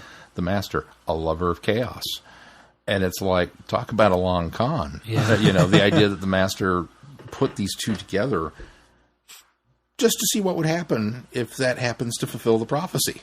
Yeah, well, she figured it out.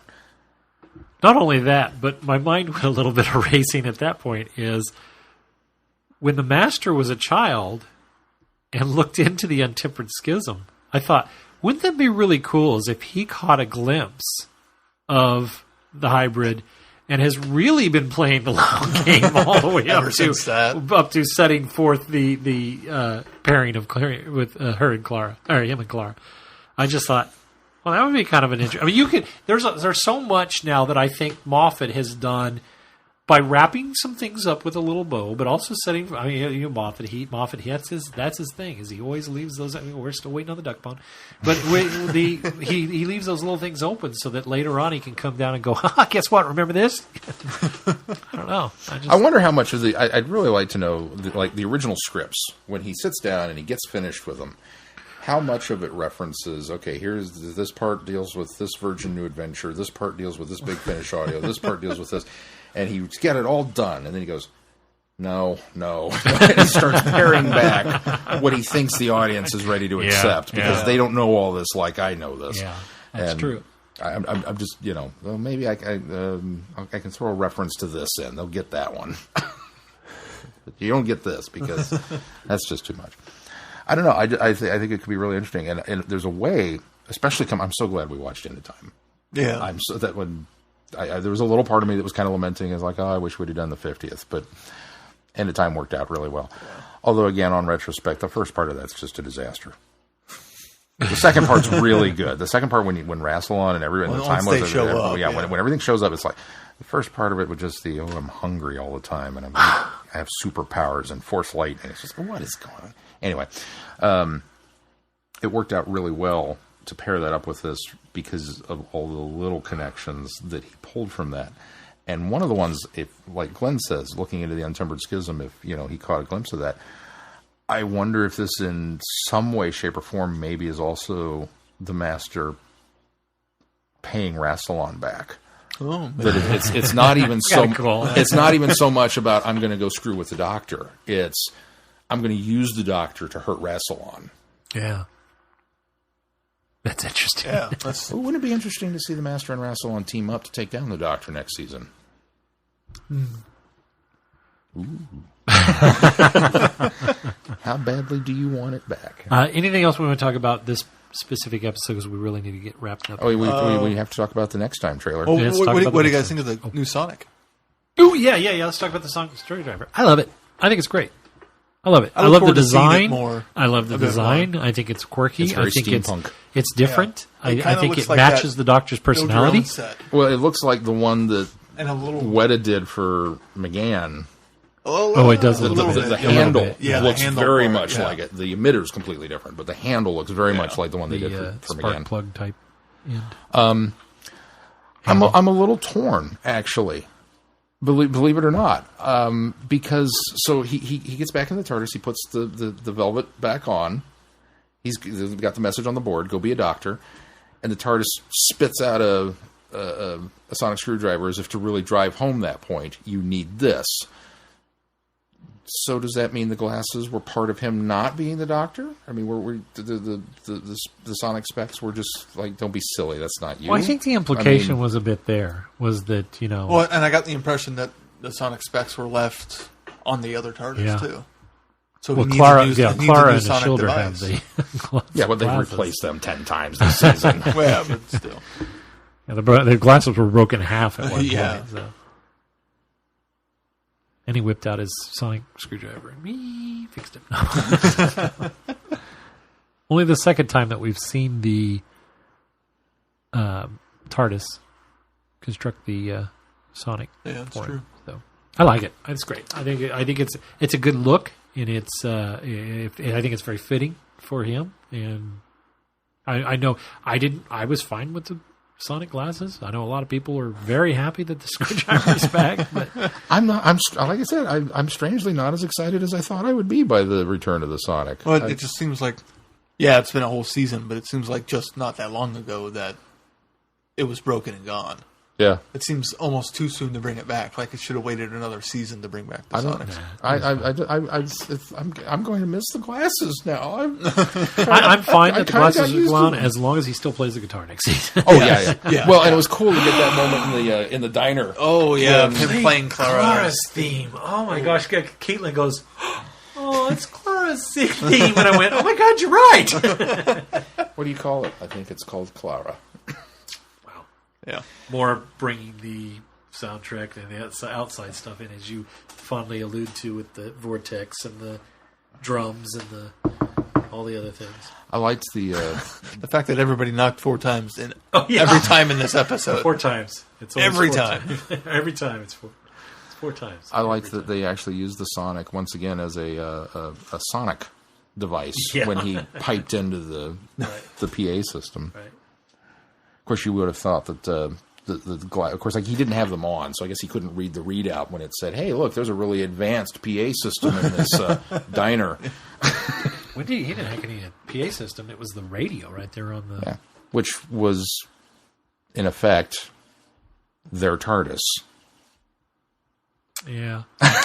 The radio would have been an extension of the TARDIS, right? But I don't get the impression that the music was. All through, like coming through like a PA. No, but I mean, he's still in a room, and he was in a holodeck, basically, on the TARDIS. But he was using a radio as an amplifier. Which didn't exist. Well, yeah, but so it would have gone through the TARDIS's right, that's what I'm saying. It's a good thing he didn't have the glasses on, because if he'd had the glasses on, looked at the radio, I'm willing to bet the sonic glasses would have said, "Whoa, that's not what that is." Good point. But so lucky for her that happened. So next time trailer. Looks like it'll be fun. I don't know. He wanted to bring it up. The only reason I do is because after such a heavy episode, to see something so light is almost a little unsettling.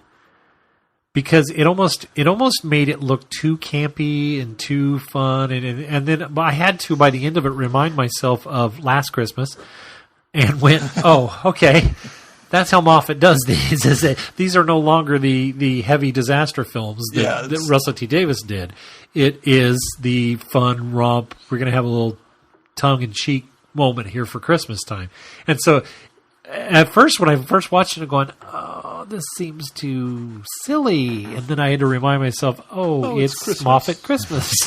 So it looks. I'm with Keith. It looks fun now that I've sat back and analyzed it. Well, and it's going to be kind of a nice change of pace, because whereas season 8 we had some of those lighter episodes like Robot of Sherwood, this season there weren't. So it was pretty heavy all the way through. So we need something to cleanse the palates, to lighten the mood before going into season 10. It's funny that we're still referring to Robots of Sherwood as, it was a palate cleanser because the previous one was so heavy. And then we got Robots of Sherwood, and it's almost like we were happy about that. We weren't. Well, in hindsight. Or Mummy on the Orient Express, kind of the same thing. A kind of more romp, more fun, not as heavy. Later in the season. Was Mummy a fun romp? It was pretty heavy. Not listen heavy. I still want to, well, no. I still want to know who Sam is. Sam? Wasn't Sam the name of the computer that sent the invite that he kept saying he'd been putting off? Yeah. Still waiting for that to come back around. Duck Pond. It looks like fun. It looks like it's going to be fun. We'll see. We have only 3 weeks, so. We're being threatened by a bag. Sonic Travel, you know how ridiculous that sounds? All right, what do we got coming up on the schedule, Sean? Well, coming up on the show, what are we going to do? We're out of season 9. Next week, or this Friday on the schedule, second Dr. Patrick Troughton in the first 5 parts of the War Games for Friday Night Who. And keeping with the game idea, we'll be doing our Christmas shopping episode next week. We're going to play some games and have some fun. It's Volume 3 of our Fun and Games episode. Not necessarily in that order. As of right now on the docket, we'll be taking a look at Doctor Who Trivial Pursuit and the LEGO Dimensions Doctor Who levels for our episode next week. And then we'll finish up the War Games with Part 6 through 10 the following week for Friday Night Who. And then some book reviews on tap. We're going to go through the Lethbridge short stories in that series, Ambush, Legacies, One Cold Step, and then our spoiler-filled review of Schizoid Earth. So at this point, I believe everybody has had the opportunity, at the very least, to complete reading Schizoid Earth on the book club. And we will be giving, we've kind of touched on it, but we're going to be giving our full-blown, and I'll probably need to go back and touch up on it myself, just because that was 3 book reviews ago to remember what I said about it. So there's that. And then going back all those years ago, Keith's first episode. Yay! We're going to watch Christmas Carol. Of course, you know, by putting it as our Friday Night Who for Christmas, that means I won't get to watch it leading up to Christmas. I know. Which I normally do. I did that just for you. I'll probably still watch it leading up to Christmas. I'll just pick another one. Yeah. I tend to do a couple. Really? Yeah, usually. When you pull the Christmas movies off the shelf or all the Doctor Who, the Who ones specials. It's great wrapping present stuff. We're going to do the Snowmen again. So we'll do Christmas Carol, and then the just announced Christmas special for this year title, The Husbands of River Song, which has already ignited the internet flame war machine with, why is River constantly defined by who she marries? Because we had the wedding of River Song and now the Husbands of River Song.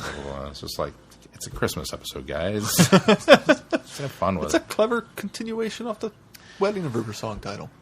I wonder if that's who the head in the bag is. I think so. An X. And then that takes us into 2016. Another year of doing the show. And first of all, thank you for the opportunity to do this show for another year. Because I think we're all mostly grateful for being able to sit around once a week and talk Doctor Who. We can thank you even more if you help support us on Patreon, become a Patreon subscriber, and all of that money goes right back into this podcast so we can continue to bring you more episodes into the new year, 2016. You can also find us on the various forms of social media. Which are Google+. You really threw that one out there first. Yeah, why not? Facebook. I have a question about this. Is anybody else getting spam from Google Plus at this point? I get a lot of email messages, and I go back and look, and it's like, oh, you're not on Google Plus. You're on something else reaching me through Google Plus. This is spam. And I kind of think maybe we should just not be on Google Plus anymore. Yeah, I don't get that. It's not you? Okay. We are also on Facebook and Twitter. Twitter is at Travel Vortex, and don't forget the Goodreads book club that Sean mentioned earlier. All right. What is the book Tumblr. The book for December is Usually Assured Domination. They haven't announced January yet. No, not yet. You can still go vote. Good. I have to go look and see what's up. All right, but that's going to do it for this week. Until next week, I'm Glenn. I'm Sean. I'm Keith. Cheers. Good night, everybody. Be seeing you. Thanks for listening. You have been listening to Traveling the Vortex. Doctor Who and all of its associated programs are owned and trademarked by the BBC. No infringement is intended or implied.